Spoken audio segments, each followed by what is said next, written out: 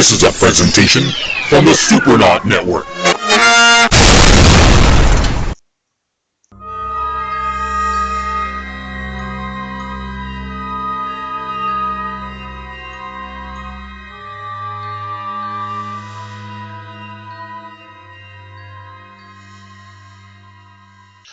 Welcome to the Imaginarium, the show where art, technology, and creativity intersect and combine to forge a conversation that can only be found in the Imaginarium. I'm your host, Scott Colbert, and today's guest is the man and the myth behind the Horror Nerd website, as well as the event manager, promoter for Grindhouse Nights at Cafe Z, Todd Staruch. Welcome to the show, Todd. Thanks, Scott. Thanks for having me. I'm very happy to be here with you. Oh, I'm glad to have you on. So why don't you give us a little bit of your background for the folks who are listening so they can get to know you a little bit better. All right. Well, I started out watching horror movies when I was a kid, it was about 8. And I had an aunt who sort of introduced me to it against my mother's better wishes, I guess. And she quickly became my favorite. And it really just started out with the black and white Universal monster movies and such. And I really grew up with that. And it helped introduce me to film and quality film at an early age. And it started me on just a lifelong love of film, particularly horror films. So as I got older, I just couldn't get enough. I watched more and more movies. And I am by no means a film expert. But over the years, I just developed a true love of film as an art form and as a medium. And tried to become a student of it, but always stuck with horror. It always just resonated with me. So then in the late 90s and early 2000s, I discovered horror conventions, and it was a whole new world. I got to actually meet some of these horror stars and celebrities that I had been watching my whole life, and it became a huge thrill for me. I got a lot of autographs, and I have a tremendous collection of signed memorabilia. And then a few years ago, I met some people who made an indie horror film called The Super that I really loved. And they sort of brought me into their circle. And that's when I got involved in the indie horror filmmaking scene. And just slowly got more and more involved with the process, met more and more people.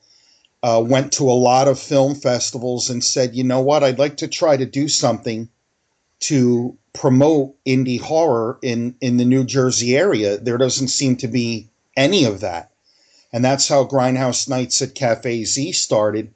I really did it just to promote The Super, and another film that those guys did called The Turnpike Killer became the first Grindhouse Nights at Cafe Z. And now we've grown quite a bit. And our next event is actually coming up in a few days, this Saturday, February the 28th. And I'm still in awe and very honored and humbled that I even get to do these things. And that lands us where we are today. How long have you been doing the events at Cafe Z?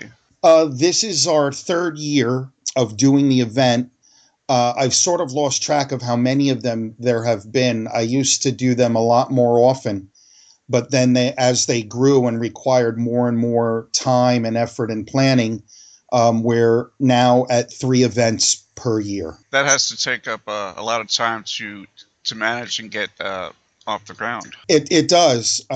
Even as a small event, it requires a lot of planning, a lot of forethought, and I obsess over the details, and I constantly worry that something could go wrong. And it got to a point where it got to be more than one person could handle. So I brought on 2 co-hosts, one of whom I know Jersey indie filmmaker Thomas Ryan. Yep, Tom came on board to help me, and he brought his knowledge of the indie film scene. And then a very close friend of mine, Carolyn Barris, who graces a lot of the pictures that I post from the events, has a lot of history of event planning for a lot of the restaurants and bars and such she used to work at. So it made a great trio because we all bring something else to the table. And Tom's a great guy. My interview with him on the Imaginarium last week was probably one of my favorites. It was just a whole lot of fun. Yeah, I listened to it. It was a great show. Tom and I have become very, very close friends. Tom's a very good guy. In fact, I believe it was Tom who referred me over to you. It wouldn't surprise me, and I thank him for that. We do a lot to help cross-promote each other's projects and events. You heard the interview, so that's something that we talked about. And I think that's really an important aspect of the indie movement, is the ability to work together as opposed to work against each other. Because you can certainly do a lot more and be far more successful by helping each other out rather than every man for himself. That's very true, Scott. I consider myself very fortunate that as I sort of came up in the indie film scene, I managed to align myself with people who are of that mindset. There's a lot of people out there that love movies and a lot of people that love horror movies. So in my mind, there's enough success out there to be had and enough sort of eyeballs to get your movie in front of. So it does pay to work together and help promote one another. We're all in this together. What is it specifically about horror movies that drew you to that genre more than anything else? We all, I believe, have inside of us sort of this visceral desire to be scared, but to do it in a safe environment. No one wants to lose control of their car on an icy highway and get scared that way. But in a dark movie theater or in the comfort of your own home, watching a horror movie on TV, you can be scared in the moment and get that pure adrenaline rush. But in the end, well, it's just a movie and I'm in my own home. It's the same reason people ride roller coasters or thrill rides. It's I want this thrill, I want this adrenaline rush, but in a controlled, safe environment. And I think that's what drew me to horror. That, and along with just an interest in sort of the unknown. The unknown, such as? Well, even take something like a Michael Myers, say, from Halloween. He is clearly a physical presence in front of you, but why he's there, why he does what he does is a mystery, and it represents sort of just an unknown force. And I think fear of the unknown is something that sort of creeps into all of our minds at one time or another. You don't think Rob Zombie's explanation was... Well, Scott, we could spend the entire interview talking about why I don't like Rob Zombie's Halloween remakes. I'm right there with you. Look, I know some people like them, and one debate I never get into is I'm a firm believer that you should be allowed to like what you like. Social media is full of people bashing what they hate day in and day out. I prefer to just share what I love. Having said that, if somebody asks me, what did you think of such and such a movie, I will tell them if I didn't like it. And when it comes to Rob Zombie's Halloween, I didn't feel the need to know that Michael Myers had a crappy childhood. Guess what? So did a lot of people. And they don't grow up to be faceless serial killers. So I didn't need that backstory. I would have preferred for Michael to remain this mysterious sort of force of evil. Like, gee, I'm sorry your friends picked on you. I got picked on too in school. Yeah, and so did I, and I didn't turn into a serial killer. Well, not that we know of. Well, not that we know of. And if I was, would I tell you? Well, there you go. Just don't hide the bodies in the crawl space. It's the first place they look. Well, exactly, yeah. See, that's what happened to John Wayne Gacy. He hid the bodies in the wrong place. Bingo. So do you think indie horror movies are making a resurgence? It seems like there's better indie horror movies coming out than what's coming out of mainstream Hollywood these days.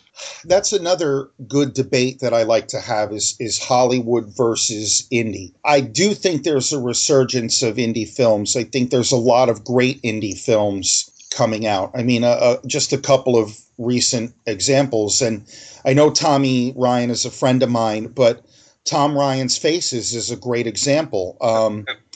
That was an indie film that just when I saw the premiere, I didn't know what to expect, and it really blew me away. I said, you know what? This movie rivals some of the things I've seen come out of Hollywood studios. Another good one is a film called Infliction by a good friend of mine, Jack Thomas Smith. Yep, had him Um, on the show too.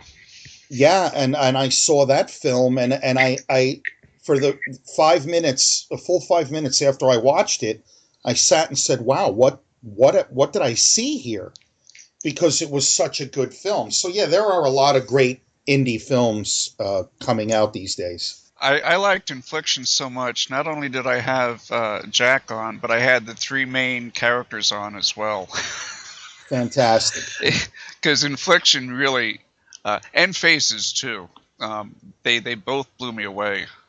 And Faces, when I was talking with Tom, is as I said, reminded me of Maniac in some ways, and it certainly had that old throwback to the late '70s, early '80s horror movies. And that's kind of when my obsession, so to speak, with horror movies came into full force. It was really nice. It was almost like reliving that part of my youth. I agree. I can see where you draw the parallel there with Faces and Maniac. What I liked about Faces is it did have sort of that gritty 80s grindhouse throwback feel. The way it was shot, the acting, the cinematography definitely reminded me of those glory days of grindhouse, if you will. What are some of your favorite movies from that era? Well, you mentioned Maniac, and that's right up there. I mean, just the look and feel of it, the acting, Joe Spinell, just a classic. One of my other favorites is Last House on the Left. It's one of the movies that really, every time I watch it, even to this day, makes me want to take a shower. And I know it's very cliche to say it as a favorite movie, but in my case, I really do feel this way. The Exorcist. The Exorcist is one of the few films that ever has truly frightened me. Just one of my favorites. And then, of course, Jaws. With The Exorcist, I know I had read on a post on Facebook that you'd grown up Roman Catholic, as I did. Did that have any effect on the way that you viewed The Exorcist? Oh, I have no doubt that it did, even if it was subconsciously. To this day, I have an affinity for and a fascination with religious or possession-themed movies. And there's no doubt that my Catholic upbringing influenced that. While today, I do not believe in possession or spirits or ghosts or anything of that ilk, just the idea that a person's body could be taken over by some unknown entity is terrifying. And especially that in The Exorcist, it happens to a child, I think makes it that much more impactful. It makes me wonder if The Exorcist could have been made today, specifically using a child. I don't know.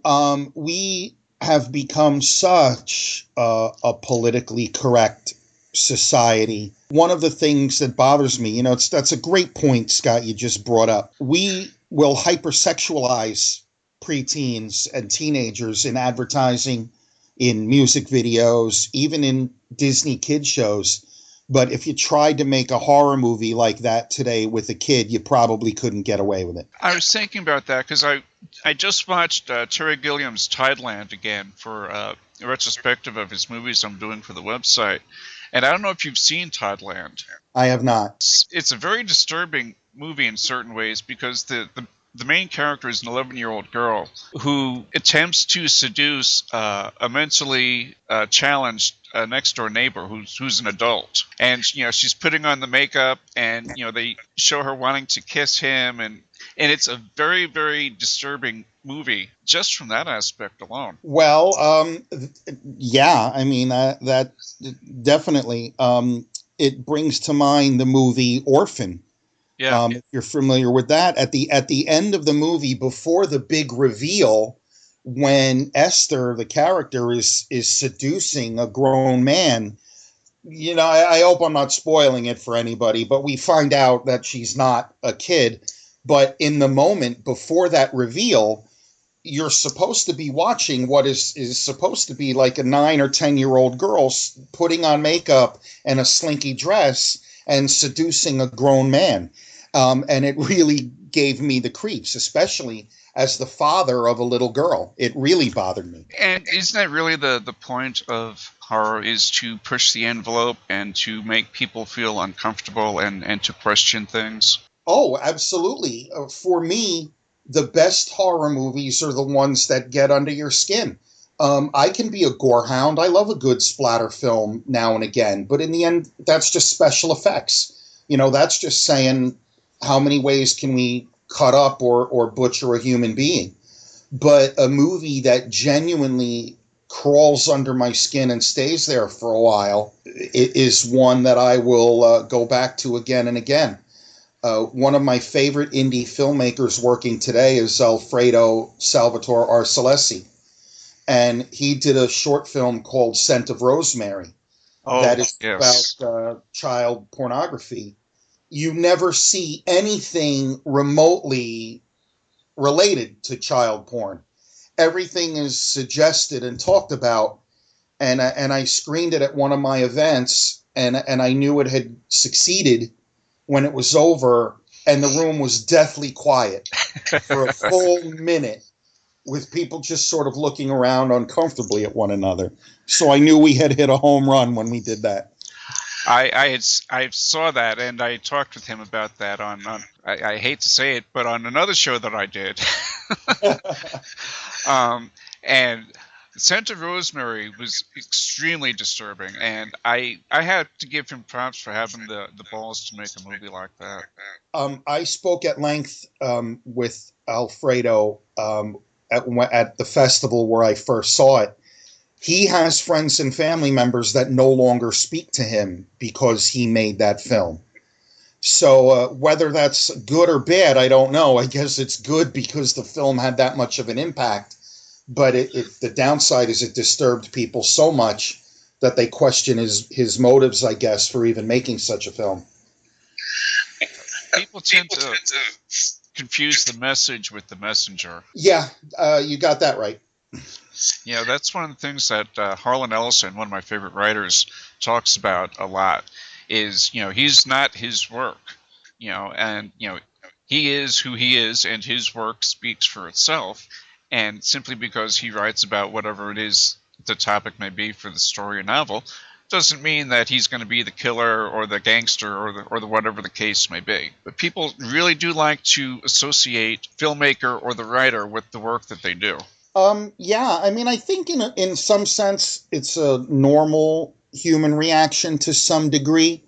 After all, someone makes a movie, say, about pedophilia or cannibalism or rape or what have you, and the immediate thought some people might have is, well, why did that even pop into your head to write such a story and to try to bring it to the screen? I could say the same thing about romantic comedies. Like, dear God, why would you bring such a thing to the screen? Because it's far more disturbing. I can't agree with that any more than Right now, a bunch of women that love romantic comedies are cursing me, but that's okay. That's all right. They'll send me the angry emails, which is okay. Fair enough. Let's talk about the Oscars for just a minute, since we just passed that. That was on Sunday. What did you think of the winners this year? Again, as everybody knows, I'm a Facebook junkie, so I was following along some of the threads, and then I finally just had to bail because the negativity I can't deal with anymore. Like, people were in absolute apoplexy just because their particular favorite didn't win. And it's like, well, okay, your favorite didn't win. Like, is your emotional life that attached to that particular director or movie? But overall, I think it was good. I think Julianne Moore, that was well-deserved and a long time coming. Best Picture, I'm going to stir up a little controversy, and I'm going to say that I was very relieved that American Sniper did not win for Best Picture, simply because the hype machine that was behind it. I was very glad that Birdman won. I would have been happy with The Theory of Everything. I would have been happy with Boyhood. I would have been happy with The Imitation Game. And this is where I always say, when people say, oh, Hollywood doesn't make any good films, really? Are you paying attention? There were some great films that came out of Hollywood this year. I agree with that. Boyhood was my personal favorite. When I saw that, I just absolutely fell in love with it. And it's funny because when that came out, that really seemed to be the darling of film lovers and critics. But the closer it got to Academy Award time, I saw a lot of backlash against it, which was kind of surprising because I absolutely loved that movie. I liked it a lot too. The number one complaint that there were two main complaints that I came across. One, some people actually called it, it was a gimmick movie. Someone had an idea, let's film a movie over 12 years. And my reaction to that was, a gimmick? Do you realize the risk that it took to even attempt such a thing? Mm-hmm. Chances are that project was going to fail. Anything could have gone wrong over that stretch of time. And then the other criticism that I found to be the most common was, it was kind of drab. Like, okay, it's the story of this kid growing up. And again, all right, I guess you just weren't paying attention. I never know how to respond sometimes to film critics. Because again, it's just someone's opinion. I think people kind of lose sight of that sometimes. And everybody has an opinion. It's like the old expression, everybody has opinions are like assholes. Everybody has one and they all stink. Right, exactly. But people do, you're right, they get tied up and so invested in their movie winning, as if they produced it. They had some kind of financial stake in it. Certainly because Boyhood didn't win does not diminish my love for the movie at all. But for some people, it's fun to watch sometimes and also kind of sad. Yes, and look, again, we could go on and on about opinions and social media, and people. I saw a lot of people seemed genuinely angry that Michael Keaton didn't win Best Actor for Birdman, and I said, well, again, Eddie Redmayne, I thought did a fantastic job, but I would have not been upset with any of the other nominees had they won. Just that particular block of voters felt that Eddie Redmayne was more deserving. I don't consider that a snub against Michael Keaton. He got nominated. Think of how many movies get released in a year and how many thousands of people act in those movies, and you made it to the top 5. How is that a snub? I don't get it. Or they think it's some kind of a conspiracy, like in the case of American Sniper. Well, it didn't win because it was liberal Hollywood didn't want to recognize it. Forgetting the fact that it was liberal Hollywood that made the movie in the first place. It was quote-unquote liberal Hollywood that nominated it in the second place. Look, there's always going to be questionable, quote-unquote questionable nominations and questionable wins. Just to lighten it up a little bit, but at the same time, I'm sincere about this. I was quite surprised that the Lego Movie was not even nominated as Best Animated Feature. I loved that movie, and I think it was pure movie magic. So how did that not get nominated as Best Animated Feature? I liked that movie so much. I would not have been disappointed if that actually had made Best Movie, period, not just animated. Because to me, that was one of the best movies last year. That would not have bothered me at all if that had made it into the Best Picture nominees. And again, Scott, it's just the Oscars. Like, everybody just relax. The sun still rose on Monday morning. Well, I think people have such a competitive streak in them, and I think that's really something that's innate to humanity. Because we're always competing about something, whether it's movies or sports. This phone is better than that phone, or this band is better than that band. It's wanting to be the best. It's wanting to be on top. And I just look at it and I just think it's all kind of silly. It is. Look, I have my favorite music, my favorite bands, my favorite books, or what have you. I don't care what somebody else's favorite books are. Let's talk real quick about 50 Shades of Grey, or as I like to call it, 50 Shades of Disappointment. But so I read the book because I don't like to criticize things that I haven't read or haven't watched or haven't experienced. That drives me crazy when people do that. The book is poorly written and it's juvenile, and I just found it to be silly. If you want to read true erotic literature, there are far better books you can pick up. I haven't seen the movie yet, but I read a lot of the reviews, and is anybody really surprised that it's not really a very good film? I mean, why would you be shocked by that? Having said all that, Scott, the fact that somebody went and saw it and says they liked it, why should I care? I agree with that. Maybe they spiced up their love life a little bit because of it. Maybe some guy got dragged to see it, and his wife got him home that night and banged him into subspace. Who cares? Good for him. Hey, anytime somebody gets banged into subspace, I'm okay with that. Yes, and I'm going to trademark that phrase, by the way. I just came up with that just now. And that will be the title for this episode, Banged into Subspace. Go for it. What I found, and we'll leave the Oscars in just a second, but okay. I saw something that you had written and found this to be true on my Facebook as well. A lot of the people who were bitching about their favorite movie not winning are also the people that tend to bitch about the Oscars in general, or how they don't mean anything, or it's all fixed, but just a negative aspect about awards to begin with. You know what?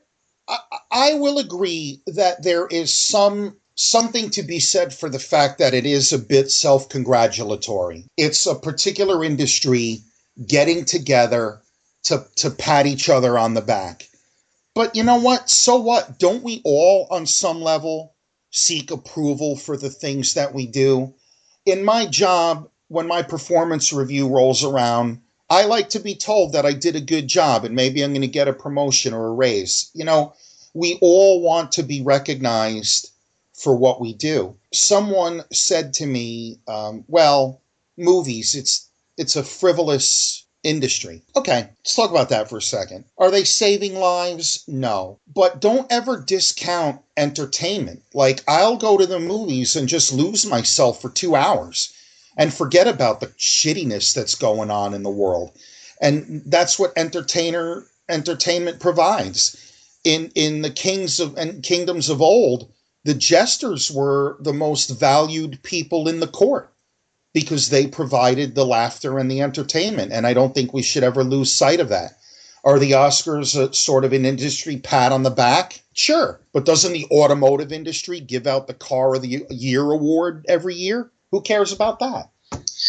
Yeah, I look at it in my own field in writing with the Horror Writers Association and the Stoker Awards. For as long as I can remember, there's always been a dissenting minority of people who like to talk trash about the Stokers and how it's this and that and the other thing, but they would give their eye teeth to get one.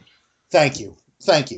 And it's the same thing with the Oscars. Look, I know a lot of indie filmmakers. Most of them are just great people. I love them. There are some of them that at the minute the Oscars started, they were on Facebook complaining the Oscars are a joke, and meanwhile, every one of them would sell their mothers to be nominated for an Oscar. And it's just silly. Or you go and you pick up their DVD at a convention and you flip it over, and what do you have on the back?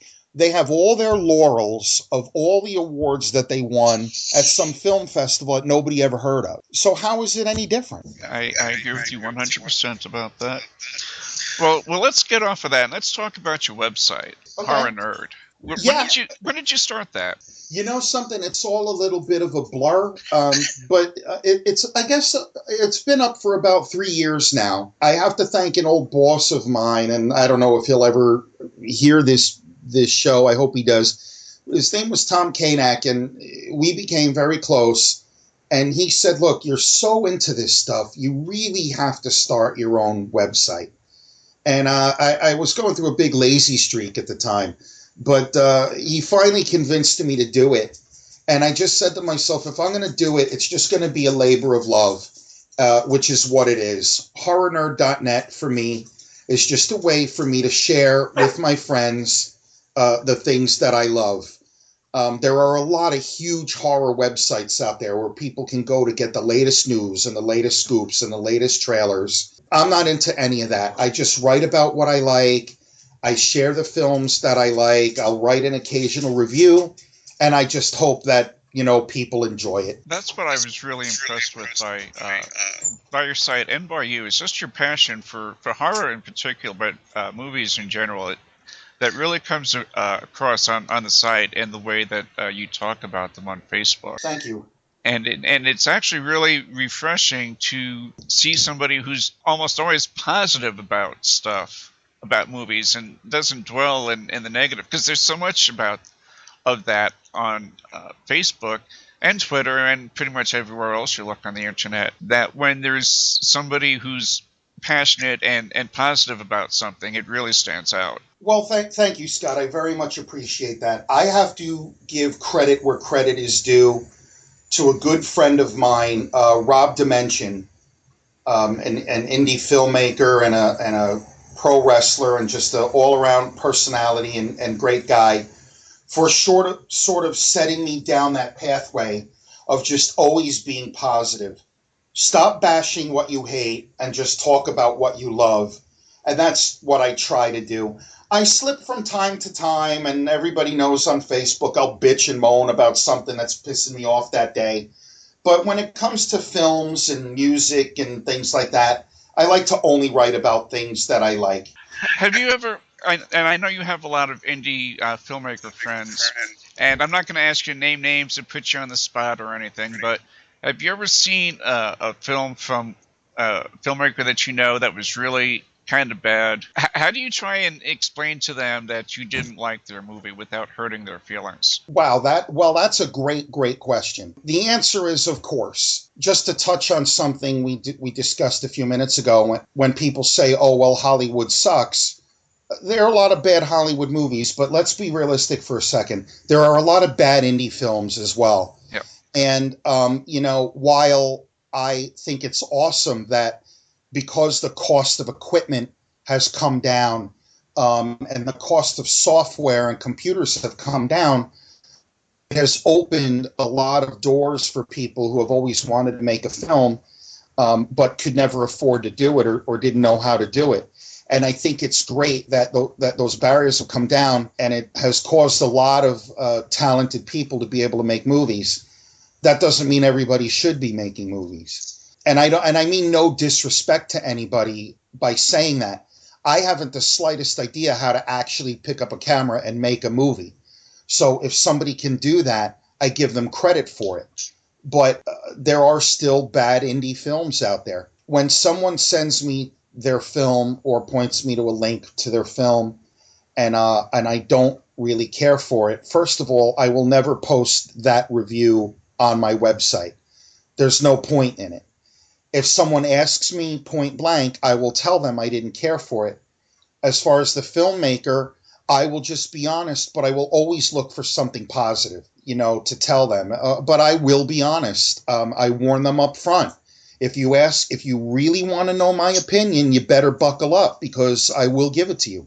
That's a good way to be, and that's something that I've told people who have been on the show prior to watching screeners of their movies. If I like it, I will really like it and try and promote it. But if I don't like it, you're still going to be on the show, and you're going to be stuck with listening to me tell you why I didn't like it. Well, listen, if you're gonna, in any creative endeavor, if you can't handle criticism, you probably shouldn't do it. Like, have you loved every restaurant you've ever been to? Have you loved every song you've ever heard? Of course not. I mean, it's not possible. So if you're going to be a chef, you better be ready that some people are not going to like your food. And it's the same way with filmmaking or any creative endeavor. If you can't handle some criticism, well, it's time to rethink your career choices. Yeah, I definitely think having a thick skin is probably the number one requirement. Yeah, and listen, again, not certainly not naming any names. I have run across a few people that really do not handle any sort of criticism well. And if you say, oh, it's this or that, I didn't really care for this. Oh, well, you just don't get it. Okay, well, what does that tell you about your film? If your viewers don't get it, well, then clearly you screwed up somewhere. Yeah, you're absolutely right about that. One thing that I wanted to talk about is you posted about The Walking Dead and some of the backlash about the infamous now gay kiss on the last episode. And if you haven't seen the last episode, then just ignore this. Ignore this part. That got a lot of blowback. I've thought about that some more since I posted it. And now, first of all, I want to get into the whole comics versus the TV show thing, because I get that there's a lot of people that have not read the comics, and that's fine. Those of us who did know that those two characters have been around for a while, so it's nothing new. It's not like the producers just dropped that in there and said, hey, let's have two dudes kiss and see what happens. It's part of the story arc all along. My thing is, really, that's what you're upset about? Like, yeah, no one criticized it when there were two lesbians introduced on the show. That was fine. The show depicts graphic brutality and violence, cannibalism, torture, etc., etc. That's all okay. But two men kissing, now you've gone too far. And I just wish we were a little bit more enlightened. Having said that, I think the people that were expressing this outrage are the same angry people sitting in their homes that have always been there. They've just never had a voice before. Well, now we came along and invented Twitter, so all these people can now have that voice heard by millions of people instantly. I think that most people who are fans of the show or just normal people in general don't remotely have a problem with the fact that they had two dudes kiss on the show. I remember growing up on Barney Miller, if you remember that show. Of course. Marty and Mr. Driscoll, the two gay characters, which for the time was, shocking enough. That's a big deal, yep. People didn't mind them because they were almost, they were caricatures almost of what the stereotypes of gay people or what straight people thought gay people were like. They weren't offensive. On Walking Dead, you've got two fairly masculine men kissing, and I think that may have made the difference. That's an excellent point, yeah. You're right. And even on a more recent show like Will and Grace, the Sean Hayes character was so flamboyant and so over the top. And you're right, much more of that stereotypically gay character, so people didn't feel threatened by it. But you're right, on The Walking Dead, two, guys in a gritty, tough situation, expressing their love for each other through a kiss, man, really sent people off the deep end. Although there have been a lot of changes made, since Marty and Mr. Driscoll, this just points out just how far it still has to go, which is a shame. You certainly can't take out one part of the population because somebody might be offended by it. And, it reminds me of something that John Cleese said once, some people should be offended. Yes, I agree with that. I think offended is probably the most overused word in the English language today. I get so tired of hearing it. Yeah. And Stephen Fry famously, had a quote about it. And I don't want to go too crazy with the language on the show. I don't know quite what the rules are. Anything goes. Well, fair enough. Well, fucking A. And I'm paraphrasing, but Stephen Fry said along those lines, today everybody's offended, as if it means anything when you say that. Oh, I'm offended by that. Well, so fucking what? Yeah.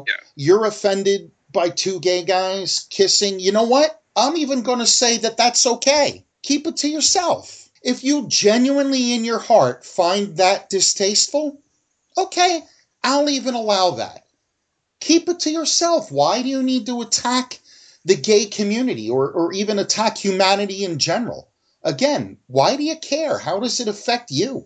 I don't understand. I don't understand either. And I think I gave up trying to understand long ago, probably around the time the moral majority under Reagan started gaining power. I just realized this world is fucked, so I'm just not even going to worry about it anymore.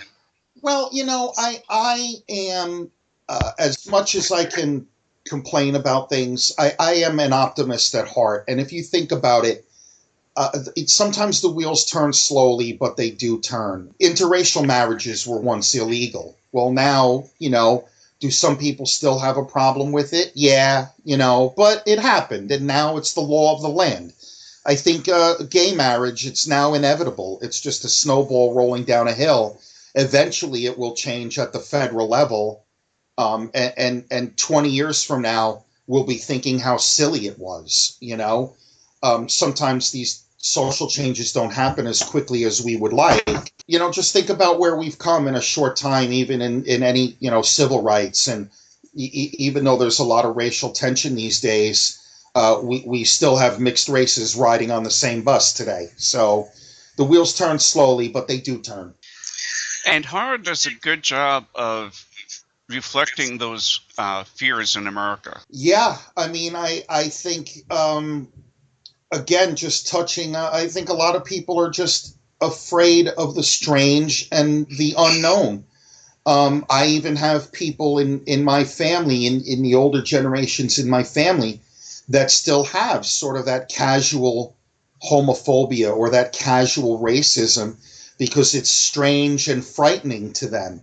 And you're right, horror is strange and frightening, so it sort of reflects that. Who are some of the horror filmmakers that you like the most? I mean, again, there are the standbys that, the Wes Craven, John Carpenter, that I fall back on simply because they deserve it. George Romero is one of my favorites. I do not worship at his altar the way some people do.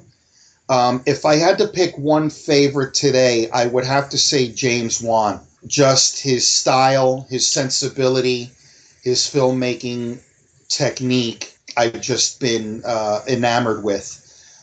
Lately in horror, though, I've been trying to concentrate on the indie scene just because I have been disappointed with a lot of the Hollywood horror movies.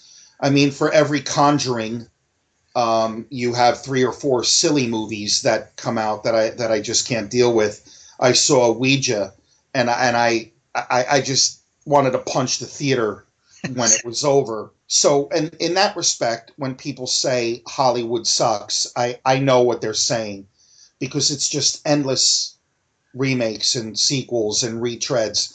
I hear they're looking to make a new Halloween movie, and the first thing I thought of was, why? Like, why do we really need to trot that franchise back out?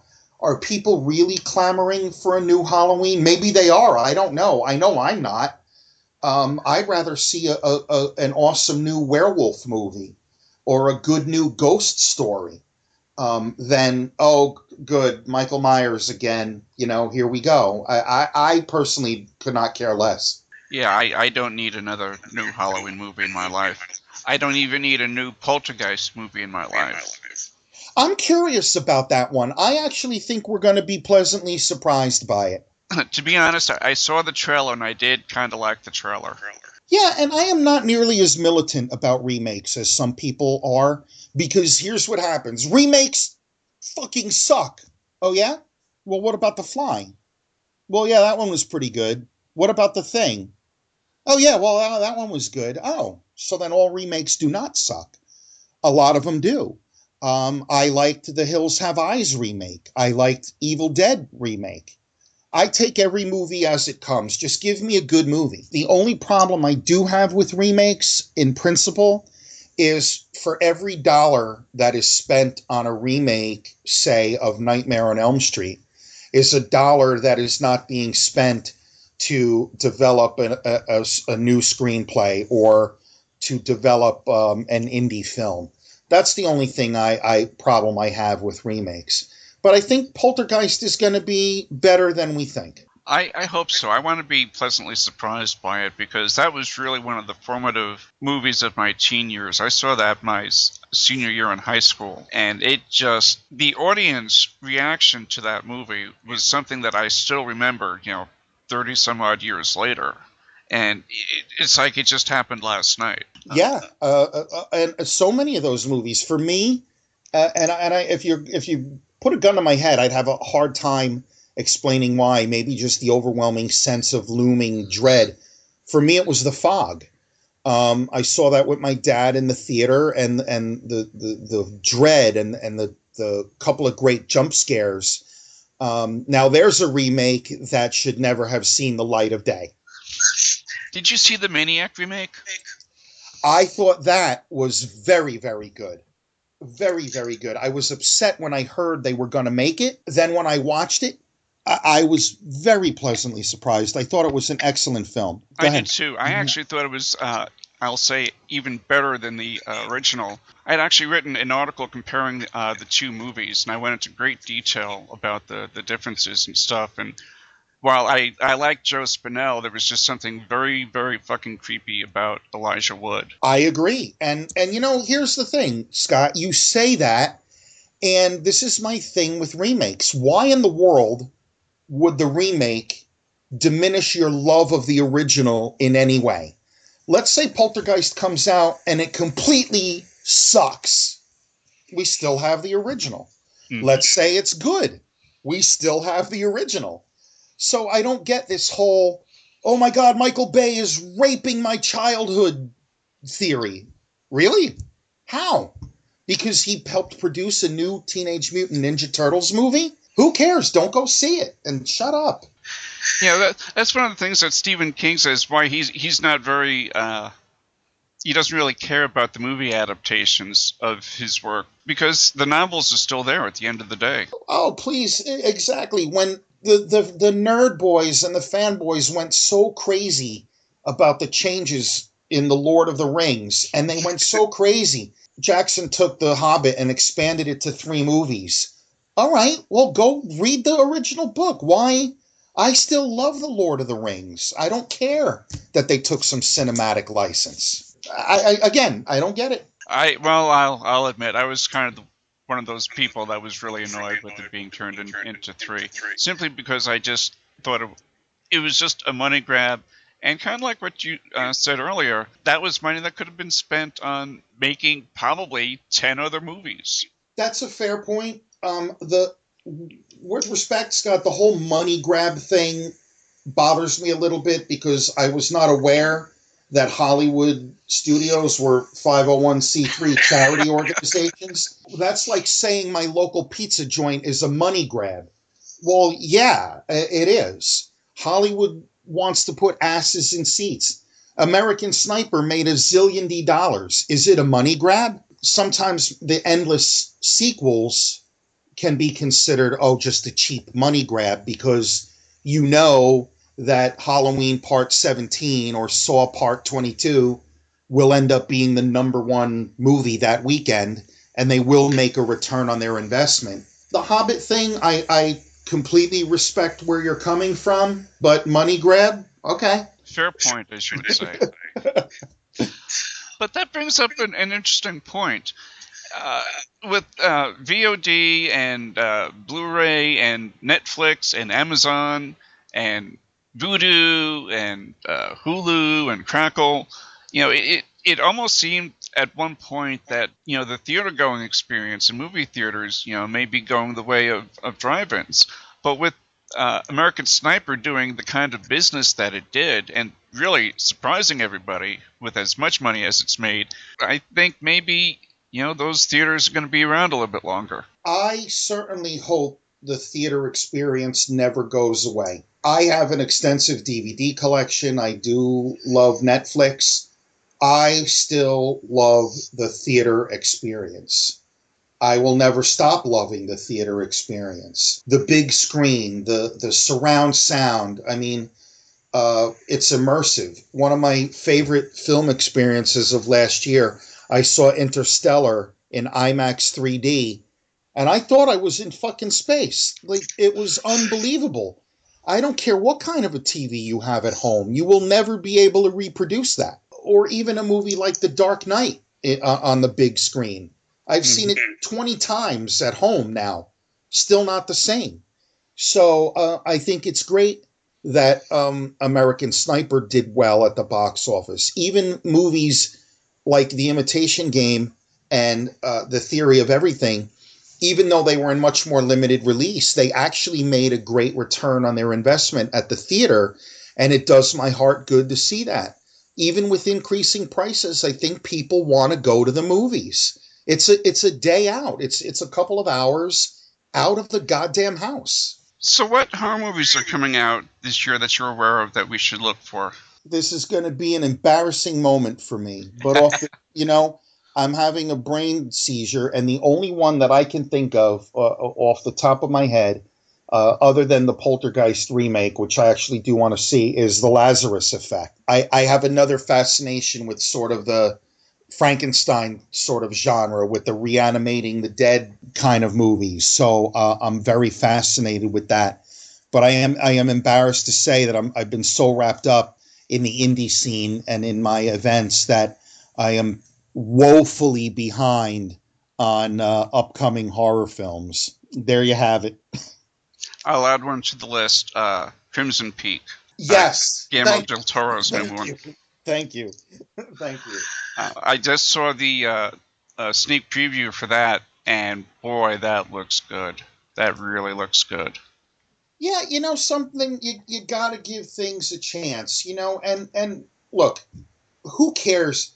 People point out all the time about like the 17-year-olds or the 19 or 22-year-olds running to the theater to see some shitty sequel or remake. Who cares? When Crimson Peak comes out, when Lazarus Effect comes out, go and see those. Who cares what some 15-year-old kid is going to see? I certainly don't. And I saw plenty of shitty movies when I was 15 or 17. A bunch of us went to see Deadly Friend, probably Wes Craven's worst movie. Yeah. And we had fun because it wasn't about the movie itself. It was about getting together with friends and having a good time together. Sure. Listen, so when the first Saw movie came out, I did like it. Part 2, still kind of liked it. But after a while, it just became a tradition with me. I had a group of people that every Halloween we went to see the current Saw film, and we had a great time. And again, we had a good time doing it. And you're right, it was about, let's just go see the next Saw film and just have a good time doing it. Another thing Rob Dimension and I talk about all the time is, as much as you have your show and you critique films and I review films, you don't always have to look at everything with such a critical eye. When did it be such a crime to just go to the movies and just have fun? Did you see Tusk? Yes, I did. So I hear the down note in your voice. So I despised it. I absolutely despised it. Okay, fair enough. See, I liked it. It was not a good movie, but I had a lot of fun watching it. It was gleefully bizarre and over the top. And at the end, I said, wow, did I actually just see this in a theater? And for me, it was just fun. I understand why you say you didn't like it. That's cool. But I just had a lot of fun seeing it. My main problem with the movie wasn't so much the subject matter. I mean, it was probably one of the more bizarre movies I've seen in the last 5 years or so, I would say. The main character, Justin Long.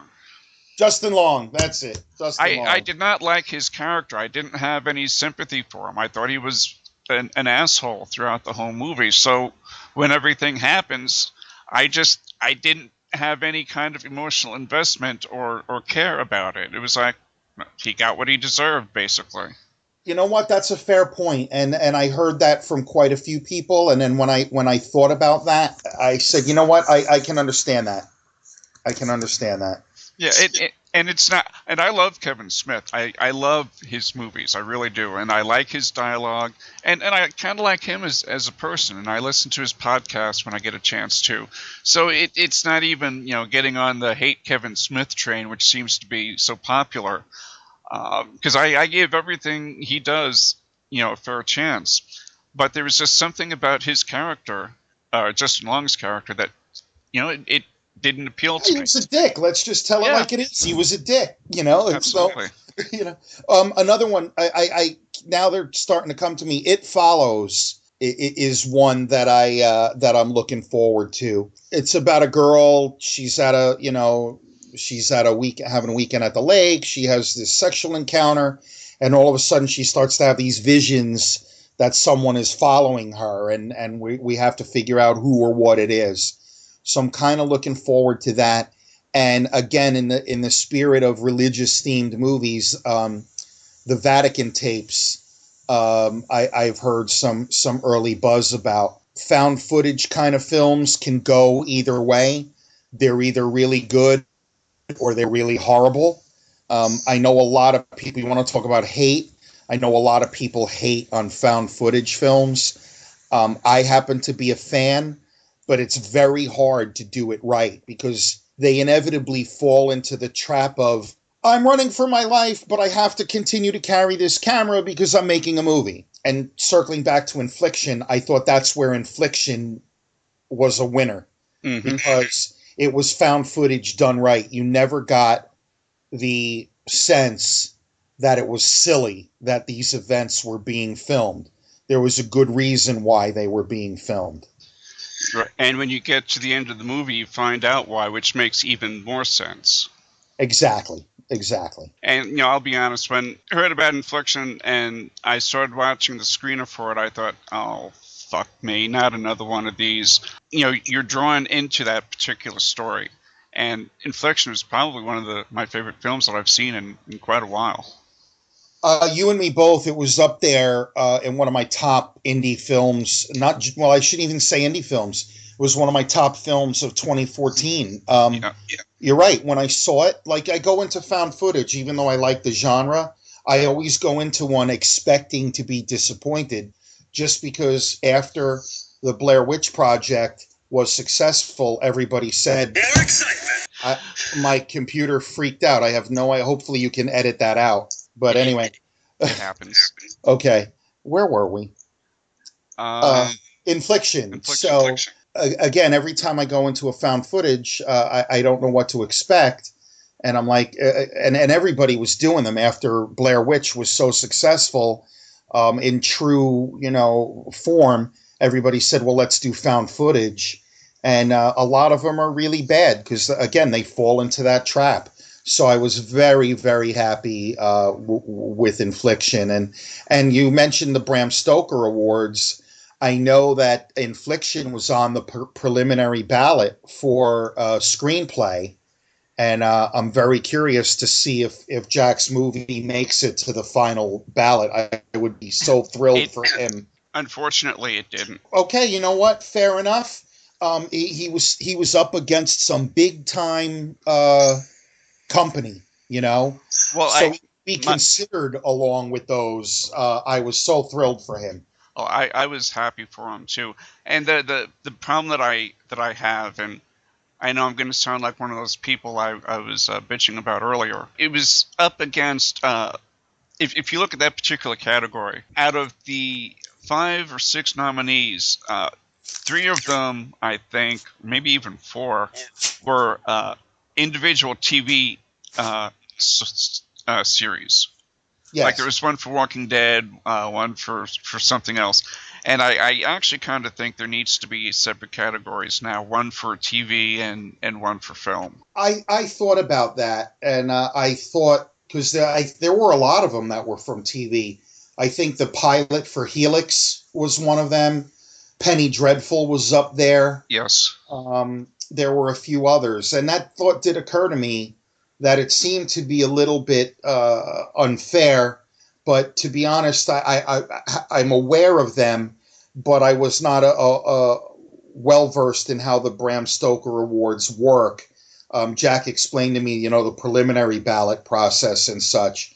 But who knows? That's a good thought. Maybe, hopefully someday they will break it out. We'd probably do a whole show talking about inflation. I'm sure Jack wouldn't mind. No.